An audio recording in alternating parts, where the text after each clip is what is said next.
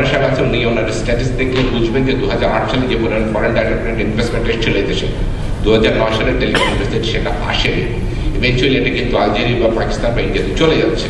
তো সরকার এই দিকটা একটু নজর দেওয়া উচিত, যাতে করে পরিবেশ বান্ধব যদি টেলিকম রেগুলেশনস নিয়ে আসে, তাহলে হয়তো দেখা যাবে ইনভেস্টমেন্ট আরও বাড়বে, এমপ্লয়মেন্ট জেনারেশন হবে, connectivity to the rural people. কারণ আমাদের গ্রামে যেতে হচ্ছে, গ্রামে কানেক্টিভিটি দিতে গেলে আমি ঢাকা শহরে যে পরিমাণ রেভিনিউ আর্ন করি সেই পরিমাণ রেভিনিউ কিন্তু আমি গ্রামে আর্ন করি না, কিন্তু আমরা তারপরে গ্রামে কানেক্টিভিটি নিয়ে যাচ্ছি because of our commitment towards the people, যে আমরা সবাইকে একই কানেক্টিভিটির আন্ডারে আনতে চাই। এই জিনিসগুলো রিভিউ করার ব্যাপার আছে। আমরা মনে করবো একটা সিস্টেমের ট্যাক্সেশন রিজিম যদি থাকে, যে আমি যদি প্রেডিক্ট করি যখন 15 বছর জন্য ইনভেস্টমেন্ট আসি, যে আগামী 15 বছর পলিসি কী থাকবে, গাইডলাইন কী থাকবে, আমি কীভাবে ইনভেস্টমেন্ট করবো। যারা শেয়ার হোল্ডার সেই জন্য যেহেতু একটা ইন্টেন্সিভ ইনভেস্টমেন্ট ওরিয়েন্টেড ইন্ডাস্ট্রি, এখানে ইনভেস্টমেন্টের ব্যাপার থাকে।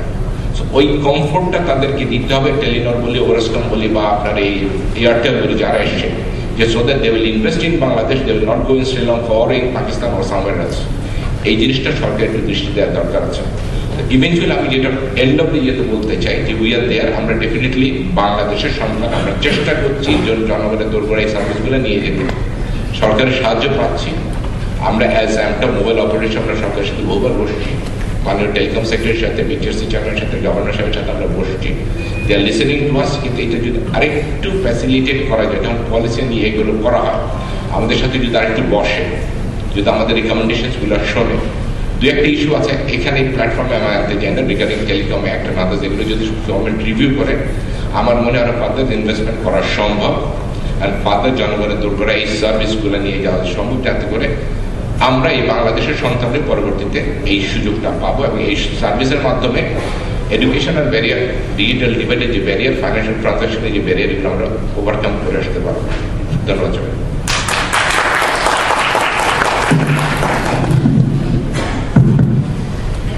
ধন্যবাদ জনাব জাকিরুল ইসলাম। এবারে আমি জনাব কানন কুমার রায়, মহাপরিচালক, ডিরেক্টরেট অফ ইন্সপেকশন ট্যাক্সেস, জনাব কানন কুমার রায়কে তার আলোচনা করার জন্য অনুরোধ জানাচ্ছি।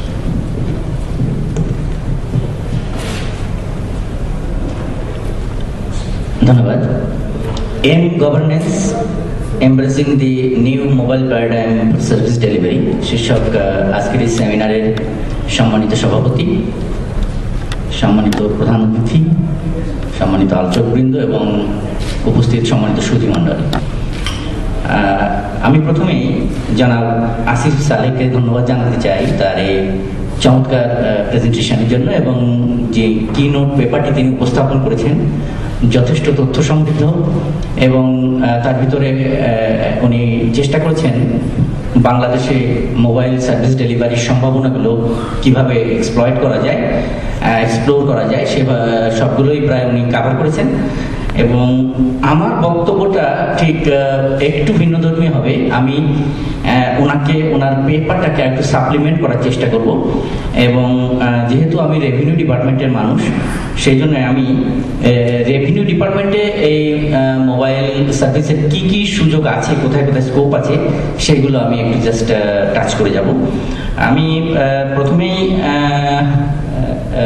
বলতে চাই যে ওনার সাপ্লিমেন্ট হিসাবে যে একটু বলি যে আমাদের দেশে আমরা যে মোবাইল একটা বিপ্লব এসেছে বলা যায়, কারণ আইসিটি টুলসগুলো যেখানে ব্যবহার করা হচ্ছে সেখানে কিন্তু ইন্টারনেটকে যদি আমরা প্রথমে মানুষের মাথায় আসে ইন্টারনেট, কিন্তু যদি দেখা যায় যে পার্সেন্টেজ অনুযায়ী আমাদের পূর্ববর্তী আলোচক বলেছেন যে অনলি 4% ইন্টারনেট অ্যাক্সেস আছে, সেখানে মোবাইলের অ্যাক্সেস কিন্তু অনেক বেশি। এবং আরও একটা চমৎকার জিনিস জনাব সালেহ তার পেপারে বলেছেন যে এর পরবর্তী আমাদের প্রত্যেকের হাতে কিন্তু মোবাইল আছে, কিন্তু পরবর্তী যাদের হাতে মোবাইল যাবে এটা কিন্তু একেবারে আমাদের গ্রামীণ পর্যায়ের জনসাধারণের হাতে, এবং আমাদের আপামর জনসাধারণ কিন্তু মোস্টলি রুরাল এরিয়াতে বাস করেন। তাদের হাতে সার্ভিস কিভাবে পৌঁছাবো, তার জন্য এই যে নতুন চিন্তা মোবাইল সার্ভিস ডেলিভারি, এর থেকে ভালো আর কিছু হতে পারে না। আমরা কিন্তু এই ক্ষেত্রে নতুন না, এবং উনি কয়েকটা এক্সাম্পলও দিয়েছে বিভিন্ন দেশে কিভাবে এটা ব্যবহার করা হয়েছে। আমি রিসেন্টলি ইন্টারনেটে এই বিষয়ে একটু দেখছিলাম, সেখানে দেখলাম যে আমাদের পার্শ্ববর্তী দেশ ভারতে হিমাচল প্রদেশে তারা এরকম খুব সম্প্রতি এই মোবাইল সার্ভিস ডেলিভারি চালু করেছেন। তারপরে তামিলনাড়ুতে তারা বেশ কতগুলো সেক্টর চিহ্নিত করেছেন যেখানে telephone bill payment, property tax, remittance এইসব ব্যাপারগুলো আছে। আর ভেরি ইন্টারেস্টিং হচ্ছে যে mobile ticketing in China and Far East, এখানে একটা রিসার্চে দেখা গেছে, এই যে জুনিপার রিসার্চ, সেখানে অলমোস্ট তাদের একটা ফোরকাস্ট করেছেন যে বাই 2014 15 বিলিয়ন টিকিটস তারা এই মোবাইল সার্ভিসের মাধ্যমে দিবেন। তো এই যে অপার সম্ভাবনাময় সেক্টর মোবাইল সেক্টর, সেখানে আমাদের বাংলাদেশে যদি আমরা চিন্তা করি আমাদের রেভিনিউ ডিপার্টমেন্টে এটাকে কীভাবে কাজে লাগানো যায় সেগুলো আমি একটু সংক্ষেপে আলোচনা করি। আপনার আমি একটা স্লাইড দেখাতে চাই যে এখানে একটা comparison of income tax return filers দেওয়া হচ্ছে, যে ইনকাম ট্যাক্স যারা রিটার্ন ফাইল করেন 2008-9 আপনারা একটু কাইন্ডলি দেখেন, এখানে পাই চার্টে দেখানো হয়েছে যে টোটাল ফাইলার ছিল 12,47,000, তার ভিতরে আপ টু 5,000 টাকা ট্যাক্স দিয়েছেন 25.80% মানুষের, আর 25% মানুষের দিয়েছেন অ্যাবভ 5,000 টাকা, আর 49.19% এটা তারা আসলে রিটার্ন দিয়েছেন কিন্তু তারা কোনো ট্যাক্স দেননি ইনিশিয়ালি, হয়তো তাদের পরে ট্যাক্স হয়েছে। তো আমাদের টার্গেট এরিয়া হতে পারে 25.80%, অর্থাৎ আপ টু 5,000।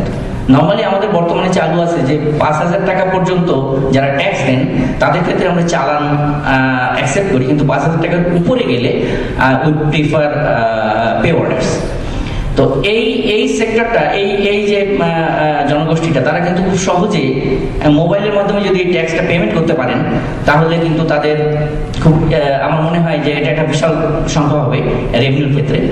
আমরা নেক্সট স্লাইডে দেখি যে আরো কতগুলো এরিয়া ট্যাক্স ডিপার্টমেন্টে আমরা চিহ্নিত করেছি। লিমিটেড অ্যামাউন্ট ট্যাক্স, যেটা আমি আগে বললাম 5,000